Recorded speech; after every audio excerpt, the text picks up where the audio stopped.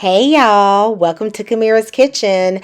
Everybody wants that beautiful Norman Rockwell golden turkey on their Thanksgiving table. But one of the biggest problems is that the breast meat can come out a little too dry and the thighs and legs can be undercooked. I am going to show you a number of chef tips and tricks to make sure that yours doesn't have that problem and you get the beautiful finish. This video is sponsored by Thyme. Y'all, let's go ahead and get into it.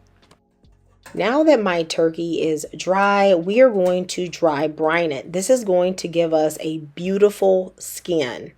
In total, I am going to use a teaspoon of salt per pound. This is going to be about 3 to 4 tablespoons for a 16-pound turkey. Now, I do say 3 to 4 because sometimes I go a little bit on the lower side because I like to inject my turkey with spices. If you just want to do the injection, but you don't want to add extra spices, then you definitely want to go for a solid teaspoon of salt per pound. You want to rub it all over the turkey. It's going to seem like a lot, but baby, this is a big bird. Okay, this is like pterodactyl. All right. Dry brining is the easiest thing to do. I don't fool with wet brining at all. Like, it is a hassle. Do you hear me? Instead of doing a wet brine, I am going to do an injection instead. This is much easier and it's great for people that have smaller kitchens. Like, I don't even have room in my fridge to accommodate a wet brine. So I'm going to tuck the wings behind the turkey now that I've rubbed it down in salt. And then I am going to take the spices that I'm going to inject. I'm going to use a low sodium Cajun seasoning as well as a buttery steakhouse seasoning. And you actually can use any spices that you want. Just keep them low sodium, okay? I'm going to use a bit of allspice as well as a chicken seasoning, and I'm going to blend them to make them a fine powder. That's going to make sure they can go through the injector. A really nice spice combo for this would even be like a powdered jerk seasoning or something. I like to push past just the garlic and herb and get some flavor. Y'all, don't be freaked out about the butter, all right? And I actually went in and I added another stick of butter. So in total, I used 3 sticks of butter in this injection. I'm putting in a cup of a light beer. Don't go heavy-handed with the beer, but it adds a nice flavor. If you don't do alcohol, add another stick of butter, okay? Or if you want to do something different, you could even use 1/4 of a cup of a white wine. This is really flexible. I'm also going to add in some garlic, some of those herbs, as well as some Maggi sauce, little mustard, all types of things that I just like. Y'all, we not going to be using, okay, Toney's Creole butter injectables. Who that? Who that? Now, I mean, you can if you want to. You know, I don't judge. I've used it before. It's not bad. But I'm telling you, this right here is a whole new level. This has a great flavor. I'm going to take this off of the eye and then I'm going to put this in my Vitamix and blend it up just to emulsify the mix. If you do not have a Vitamix, what you want to do is just let this injection simmer for a little while and then strain off all the solid bits. I've done it that way and it totally works. I'm then going to place it in a mason jar just to let them cool off for a bit while I finish prepping my turkey. You need to stuff your bird. This is not only going to help perfume the inside of the bird and flavor the pan drippings, but it is also going to help the breast meat of the turkey stay propped up. That's going to give you a beautiful presentation. So I'm just adding your typical, celery, a little carrot, onion. You use whatever you want, okay? Now, I have an injector here, which is really cool. It has multiple injection points on one needle, so this makes it easier for me to distribute those spices and deliciousness all over the bird. Now, you can inject pretty much where you want, but I will say you need to emphasize the breast meat. Honey, y'all know that breast meat is where it be dry. Lord, help us, okay? So you need to go in there and you need to make sure you inject downwards so the injection doesn't flow back as much, and you need to go in multiple places around the thickest part of the breast. And then you really gonna see that bird start inflating. Y'all, I'm going in here like Dr. Miami doing these injections. Do you hear me? And so I'm gonna go everywhere around this turkey and I will use up all of this injection. One tip to reduce the amount of times you poke into the turkey is once you insert your needle, try to wiggle around and sort of inject from different angles. That way you create less incision points, but you still get to put the injection all around the bird. The turkey will dry brine overnight in the fridge, and then I'll take it out an hour before I want to cook to bring it to room temperature. I have done this recipe before without dry brining, and honestly, it still came out good. We're going to take a tip from America's Test Kitchen so that we can get the bottom of the turkey cooking faster than the breast so that they can be ready at the same time. I have a pizza stone in my oven, and what I'm going to do is add a heavy duty roaster. I'm going to let them heat up together at 500 degrees for 30 minutes. Let me tell y'all something. If you're a serious home cook and you don't play about your food, you definitely need a high quality wireless thermometer to help you make all your turkeys, roasts, and proteins this holiday season. What I love about the Thyme Gold is that it comes with two probes clearly labeled 1 and 2, which is absolutely perfect for this recipe as the breasts need to cook anywhere from a range of 145 to 160 and the thighs need to cook anywhere from 175 to 190.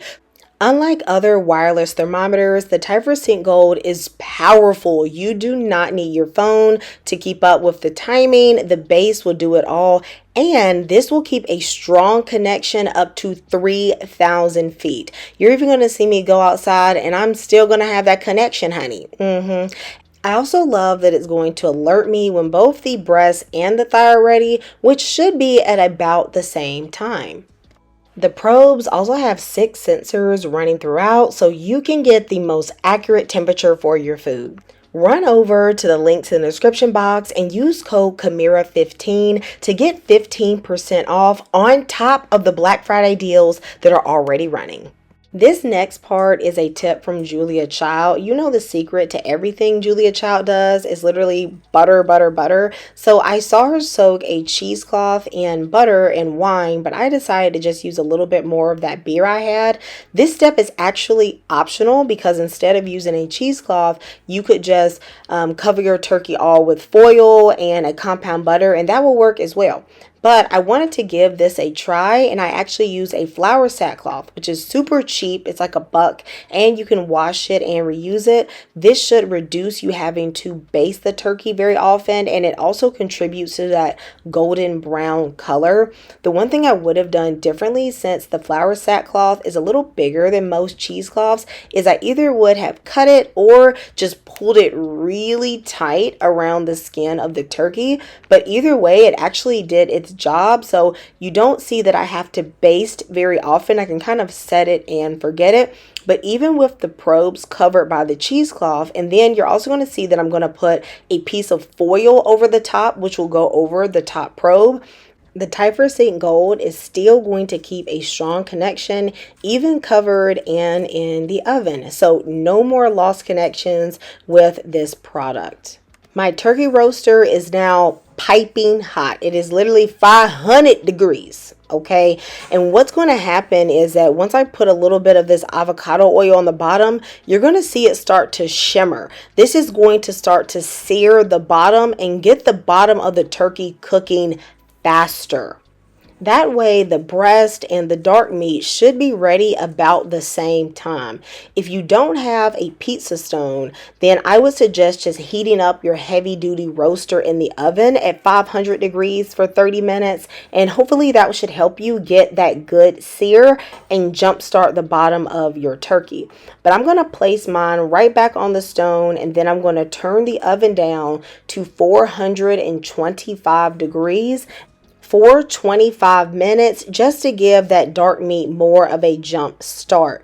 The Typhus St. Gold base has a connectivity of up to 3,000 feet. I'm literally going to bring the base downstairs with me while I collect some herbs from my garden for the broth. Now, with most wireless thermometers, you either get a base or you get an app. However, with Typhus, you get both. So if you had to run to the store real quick, you can bring your phone and use the app to monitor your progress of your turkey.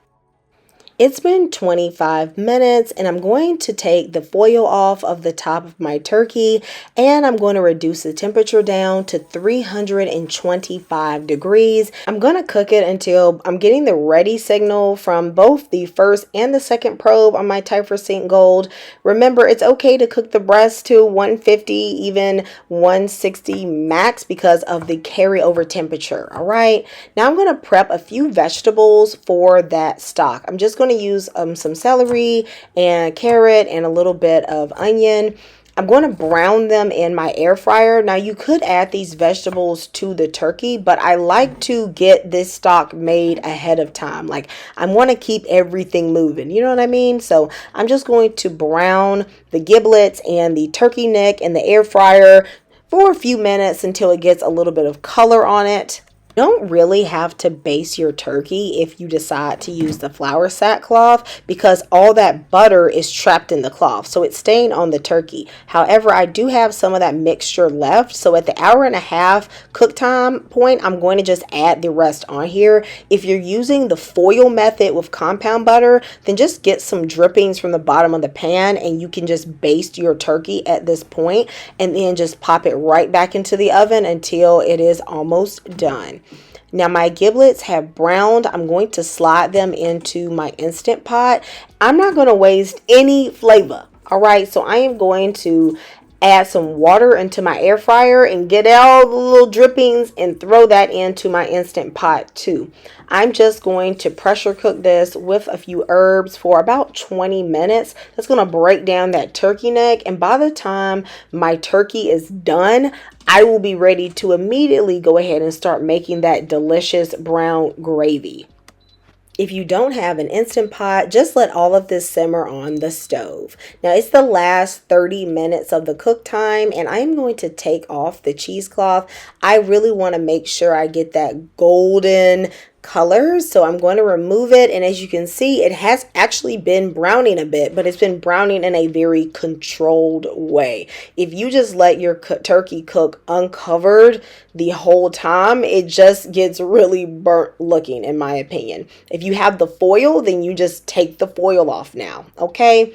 And I'm going to let this cook uncovered for 30 minutes. That's enough time for this to get a beautiful golden color without becoming too dark. All right, y'all, now I'm getting that ready signal, so I know that it's time to take my turkey out of the oven.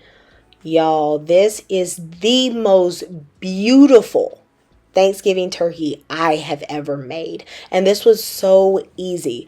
Oh my goodness, I feel like this turkey belongs in a magazine.